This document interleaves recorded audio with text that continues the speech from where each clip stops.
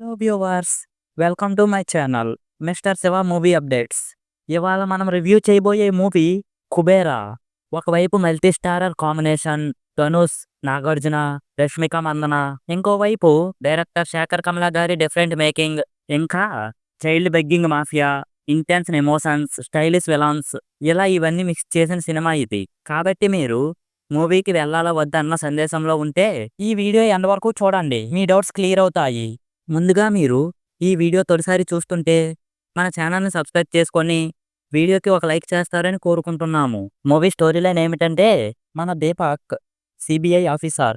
అసలుకి ఏ సిచ్యువేషన్లో దేవ అనే బెచ్చగాని కలవలసి వచ్చింది, అండ్ వీటి మధ్యలో మనీ ఎక్కడి నుంచి వచ్చింది, ఈ మనీ మొత్తం ఎక్కడికి వెళుతుంది, ఫైనల్గా ఆ సిచ్యువేషన్ నుంచి నాగార్జున అండ్ ధనుష్ ఎలా బయటపడ్డారు అన్న విషయాలు మూవీ చూసే తెలుసుకోవాలి. ఫస్ట్ హాఫ్ అయితే చాలా ఎంగేజ్గా ఉంటుంది.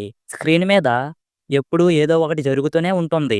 సెకండ్ హాఫ్ అయితే కొంచెం లెందీగా అనిపిస్తుంది. కన్వర్జేషన్స్ ఎక్కువగా ఉండడంతో కొంచెం లెందీ ఫీలింగ్ అయితే వచ్చింది.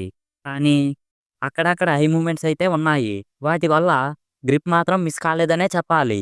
ధనుష్ గారు అయితే ఆ క్యారెక్టర్లో జీవించేశారనే చెప్పాలి. బెచ్చగాడి క్యారెక్టర్ డిఫరెంట్ షేడ్స్లో అదరగొట్టేశారనే చెప్పాలి. నాగార్జున గారు అయితే ఆ క్యారెక్టర్కి కరెక్ట్గా ఫిట్ అయ్యారనే చెప్పాలి. Rashmika Mandanna character strong involvement ఉన్న క్యారెక్టర్, బట్ డైరెక్టర్ అంతగా వాడుకోలేదనే చెప్పాలి. డిఎస్పి మ్యూజిక్ అయితే బాగుంది. హై మూమెంట్స్లో మాత్రం బాగా వర్కౌట్ అయ్యింది. కెమెరా వర్క్, విజువల్స్, ఎడిటింగ్ ఇవన్నీ రిచ్గా కనిపిస్తున్నాయి. డైరెక్టర్ శేఖర్ కమల గారు 3 ఇయర్స్ నుంచి ఈ స్టోరీ మీద వర్కౌట్స్ అయితే చేస్తున్నారు. ఆ డైరెక్షన్ అనేది సినిమాలో క్లియర్గా కనిపిస్తుంది. చైల్డ్ మాఫియా, కార్పొరేట్ మాఫియా లాంటి సబ్జెక్ట్ మీద స్ట్రాంగ్ నేరేషన్ అయితే ఉంది. స్క్రీన్ ప్లే గ్రిప్పింగ్గా ఉంది.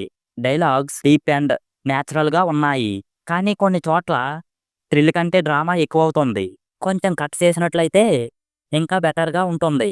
ఓవరాల్గా చెప్పాలంటే Kubera movie emotion, action, mafia backdrop కలిపిన ఇంటెన్షన్ సినిమా.